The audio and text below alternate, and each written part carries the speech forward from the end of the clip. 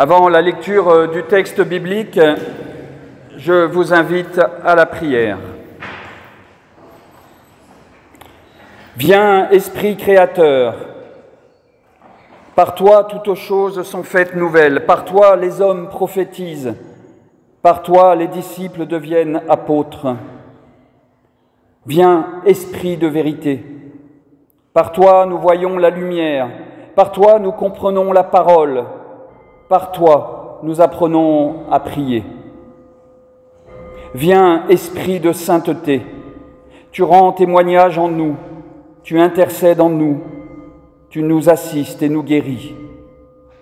Viens, Esprit de force et de puissance, Esprit de flamme, Esprit de feu, Esprit de sagesse et Esprit d'espérance. Viens, Saint-Esprit, Esprit de Dieu. Amen.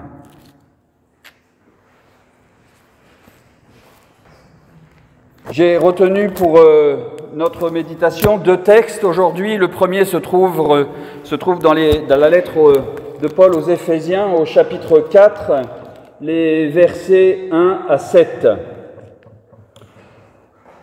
Je vous encourage donc, moi le prisonnier dans le Seigneur, à vous comporter d'une manière digne de l'appel que vous avez reçu, en toute humilité, en douceur et avec patience. Supportez-vous les uns les autres dans l'amour, en vous efforçant de conserver l'unité de l'esprit par le lien de la paix. Il y a un seul corps et un seul esprit, tout comme vous avez aussi été appelés dans une seule espérance, celle de votre appel. Il y a un seul Seigneur, une seule foi, un seul baptême, un seul Dieu et Père de tous, qui est au-dessus de tous, par tous et en tous. Mais à chacun de nous, la grâce a été accordée selon la mesure du don du Christ. Et le second texte que je vous propose se trouve dans les lectures communes qui nous sont proposées en ce jour de Pentecôte, dans l'évangile de Jean, au chapitre 14, les versets 12 à 21. Amen, amen, je vous le dis, celui qui met sa foi en moi fera lui aussi les œuvres que moi je fais. Il en fera même de plus grandes encore, parce que moi je vais vers le Père. Et tout ce que vous demanderez en mon nom, je le ferai pour que le Père soit glorifié dans le Fils. Si vous me demandez quelque chose en mon nom, moi je le ferai. Si vous m'aimez, vous garderez mes commandements. Moi je demanderai au Père de vous donner un autre défenseur, pour qu'il soit avec vous pour toujours, l'Esprit de la vérité que le monde ne peut pas recevoir parce qu'il ne le voit pas et qu'il ne le connaît pas. Mais vous, vous le connaissez, parce qu'il demeure auprès de vous et qu'il sera en vous. Je ne vous laisserai pas orphelin, je viens à vous. Encore un peu et le monde ne me verra plus, mais vous, vous me verrez, parce que moi, je vis et que vous aussi, vous vivrez. En ce jour-là, vous saurez que moi, je suis en mon Père, comme vous en moi, et moi en vous.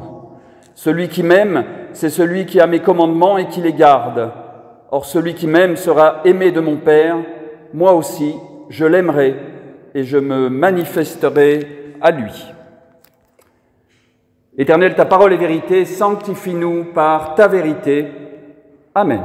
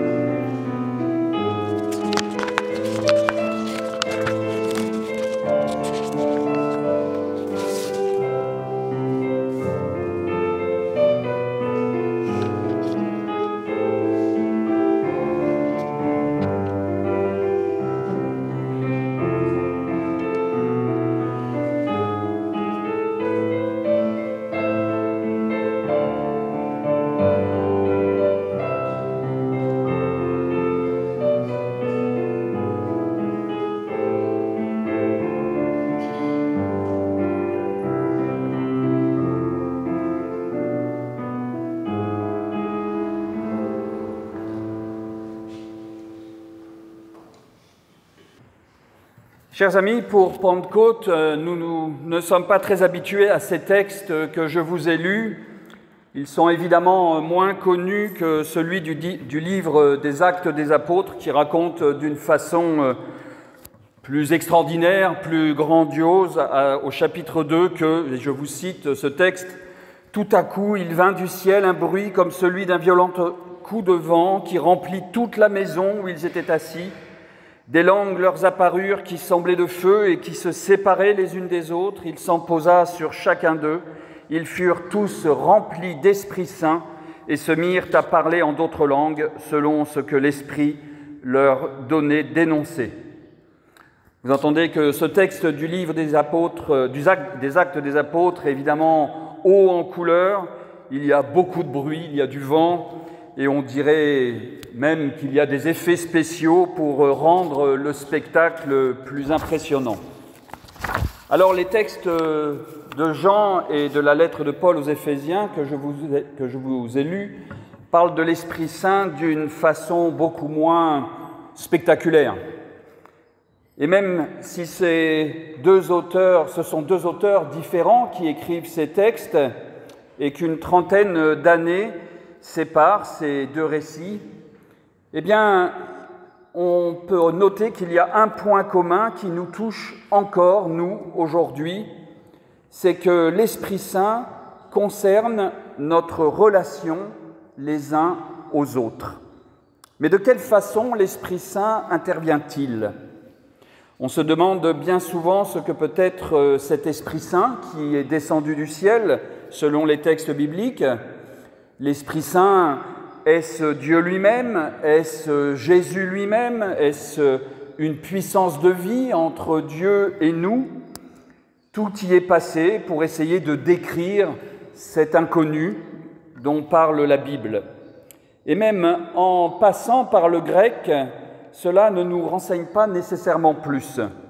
En grec, cet Esprit Saint, c'est le pneuma, et cela veut dire un souffle, l'esprit. Et ça nous ramène évidemment au rouach en hébreu dans l'Ancien Testament, qui veut dire également le souffle ou l'esprit, comme au début du livre de la Genèse, au verset 2, « La terre était un chaos, elle était vide. Il y avait des ténèbres au-dessus de l'abîme et le souffle de Dieu tournoyait au-dessus des eaux. » Le souffle de Dieu, l'Esprit de Dieu. Alors, le souffle de Dieu, l'Esprit de Dieu, ben oui, bien sûr, mais alors, qu'est-ce que ça nous dit de ce souffle? À quoi sert-il? Comment le recevoir, nous, aujourd'hui? Comment s'en saisir? Nous croyons en Dieu, c'est ce que nous confessons dans nos confessions de foi. Mais pourquoi rajoutons-nous l'Esprit Saint dans ces confessions de foi? Alors je vous propose, en ce dimanche de Pentecôte, justement de nous tourner vers cette question de l'Esprit Saint, en essayant de comprendre ce que cela peut être ou ce que l'Esprit Saint n'est pas. Et puis dans un second temps, nous regarderons comment il agit. Quels sont les effets de la présence de l'Esprit Saint dans nos vies, et notamment dans nos vies d'Église, grâce à ce texte dans la lettre aux Éphésiens que je vous ai lu, mais nous traverserons quelques autres lettres de Paul. Nous verrons ainsi quelles sont les attitudes fondamentales à laquelle nous appelle l'Esprit Saint pour vivre selon l'Esprit, et cet Esprit qui nous est donné justement en ce jour de Pentecôte. Alors nous pourrions nous demander sans cesse ce qu'est l'Esprit Saint. Mais pour répondre à cette question, j'avais envie de vous rappeler, peut-être que vous la connaissez, mais cette petite blague que les Juifs aiment raconter quand on demande à un Juif si Dieu existe. C'est donc l'histoire de rabbins qui, pendant toute une nuit, débattent sur la question « Est-ce que Dieu existe ?» Et au petit matin, après des heures et des heures de discussion, ils arrivent à la conclusion, eh bien que non, Dieu n'existe pas. Alors ils vont se coucher, ils vont dormir, et au bout d'un moment, un habitant de la ville croise à nouveau ce petit groupe de rabbins en chemin, et il leur dit « Mais où allez-vous » Et les rabbins répondent « On va à la synagogue, bien sûr, c'est l'heure de la prière. » Alors l'autre leur dit « Je ne comprends pas. vous avez débattu toute la nuit et vous en avez conclu que Dieu n'existait pas. Alors pourquoi allez-vous à la synagogue ? Et les rabbins répondent, qu'est-ce que cela a à voir ? Je crois que nous pourrions transposer cette blague juive à la question de l'existence de l'Esprit Saint. Nous pourrions tourner dans tous les sens nos discussions, nos raisonnements autour de justement l'existence de l'Esprit Saint, mais je crois que nous n'arriverions jamais à la conclusion que l'Esprit Saint, ou la preuve, si vous voulez, que l'Esprit Saint existe.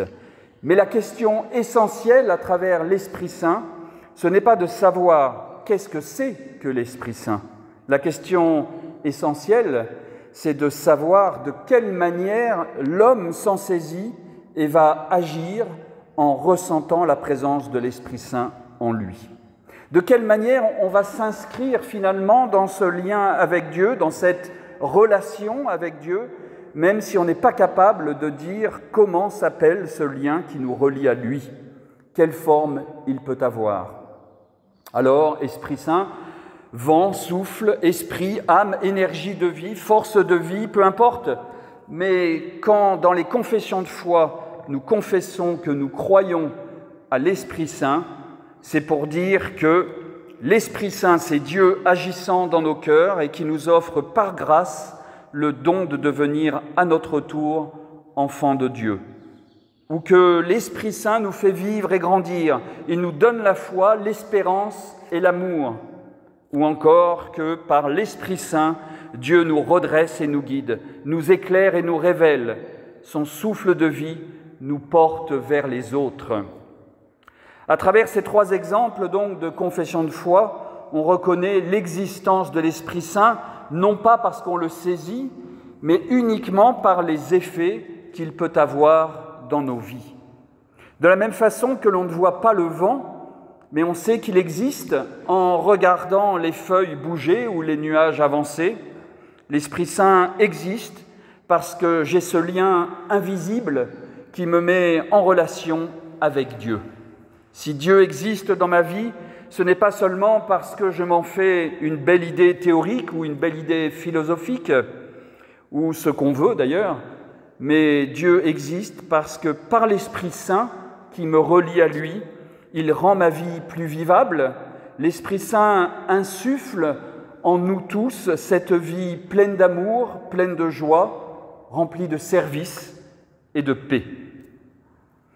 D'ailleurs, lorsque Jésus reçoit le baptême dans le Jourdain, et si nous prenons comme exemple le récit du baptême de Jésus dans l'évangile de Marc, Jésus voit les cieux se déchirer et l'Esprit Saint descendre vers lui comme une colombe, dit le texte. Cette façon de raconter l'arrivée de l'Esprit Saint sur Jésus est une manière de raconter ce moment de révélation spirituelle qui met Jésus en relation directe avec Dieu à travers l'Esprit de Dieu. La Pentecôte, c'est le même événement, mais qui ne touche plus seulement Jésus, mais ses apôtres, tous ceux qui ont mis leur confiance dans les paroles de Jésus. La Pentecôte, c'est la révélation de la parole de Dieu au monde. La Pentecôte, c'est l'épiphanie de la parole de Dieu, c'est-à-dire que par l'Esprit Saint, Dieu se révèle dans une parole de vie. Une révélation qui doit changer l'ordre du monde en changeant avant tout les relations entre les hommes. Et c'est justement le texte que je vous ai lu dans la lettre aux Éphésiens qui nous parle le mieux des effets de l'Esprit Saint dans nos vies et dans les relations entre les hommes. Dans ce texte, Paul décrit une communauté chrétienne qui vit selon l'Esprit Saint. C'est donc à travers cet exemple qu'à notre tour, nous pouvons comprendre comment agir dans nos vies individuelles, familiales ou groupes d'église, comment nous pouvons vivre selon l'Esprit Saint. Le texte commence par une véritable parole d'encouragement. Paul rappelle ce qu'est une communauté d'église, et par extension une famille, des hommes et des femmes habités par l'Esprit Saint. Il rappelle les attitudes essentielles, voire fondamentales, qui caractérisent des personnes qui se réclament de Dieu. Ce sont d'abord des personnes qui sont appelées et qui répondent à cet appel. Cela signifie déjà que l'Esprit Saint agit à travers l'appel que chacun d'entre nous recevons pour notre mission. À 4 reprises, Paul parle de l'appel reçu par les hommes et les femmes. L'Esprit Saint appelle chacun des membres à vivre dans l'humilité, mais aussi dans la douceur, dans la patience, dans la tolérance mutuelle, mais surtout dans l'amour, dit le texte. Nous entendons bien ici que l'Esprit Saint n'est donc pas une simple idée pour décrire finalement d'une autre façon Dieu. L'Esprit Saint est le moyen de recevoir l'appel de Dieu et à vivre autrement les relations dans un groupe d'hommes et de femmes, dans le monde. L'Esprit Saint nous conduit dans une nouvelle façon de nous tenir face au monde, mais aussi face à Dieu, bien sûr. On retrouve dans ce texte d'Éphésiens, pour les Éphésiens, la lettre de Paul pour les Éphésiens, plusieurs attitudes à avoir dans ces relations, et quelles qu'elles soient, que ce soit dans un couple, dans un groupe d'église ou dans un groupe de travail. La première de ces attitudes, dit le texte de Paul, c'est la tolérance mutuelle. Supportez-vous les uns les autres dans l'amour, dit le verset 2. Dans la lettre aux Colossiens, Paul dit la même chose, mais d'une autre façon.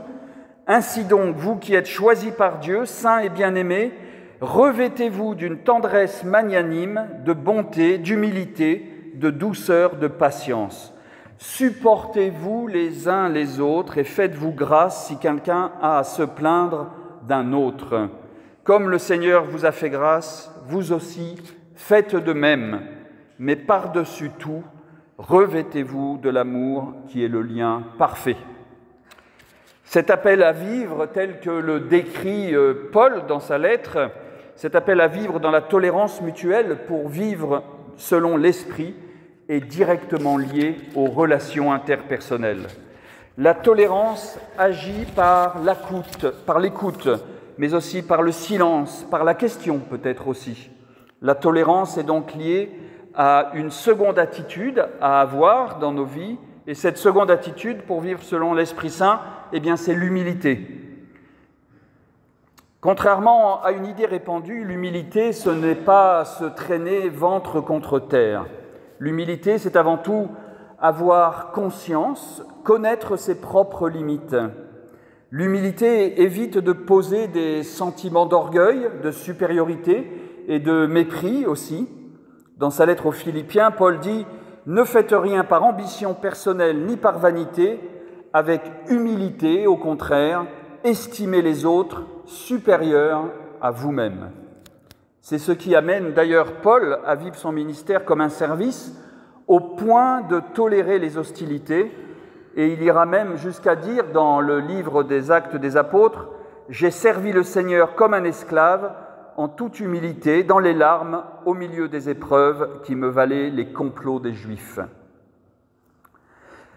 La troisième attitude pour vivre selon l'Esprit Saint, c'est la douceur.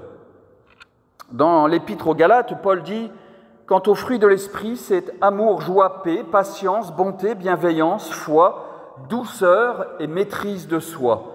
Aucune loi n'est contre de telles choses. » La douceur, c'est donc la capacité de se contrôler pour laisser de la place à l'autre et aux autres. Il ne s'agit pas d'abandon, bien sûr, mais de contrôler ses propres forces.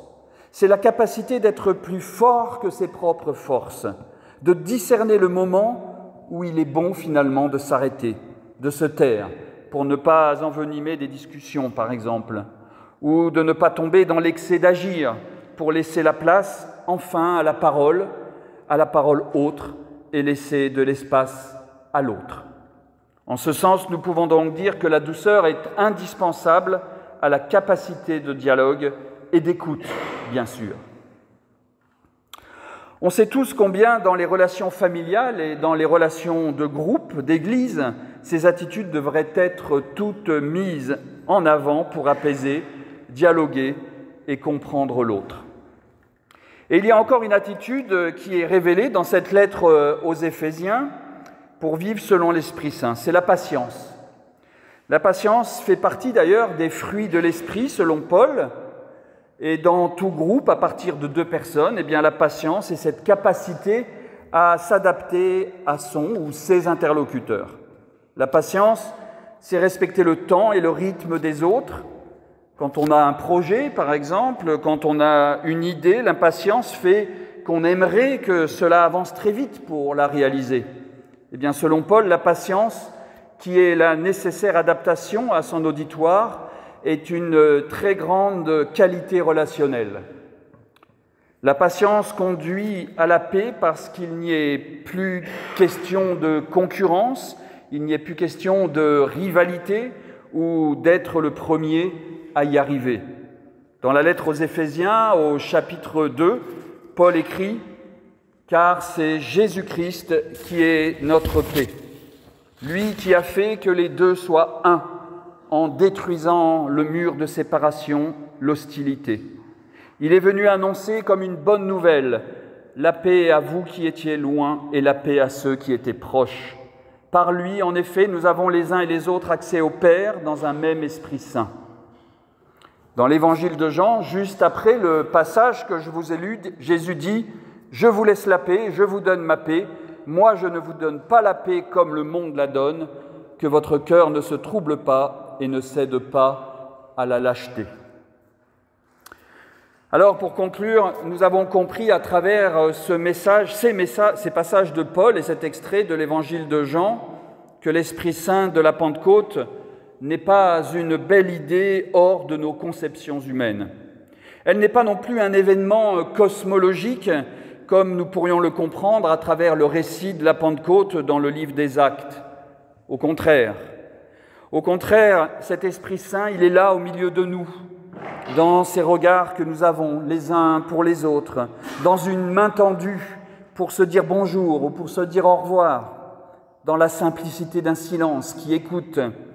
L'Esprit Saint est ce qui nous donne accès à la parole de Dieu et qui nous aide à vivre dans le monde avec une meilleure relation les uns aux autres.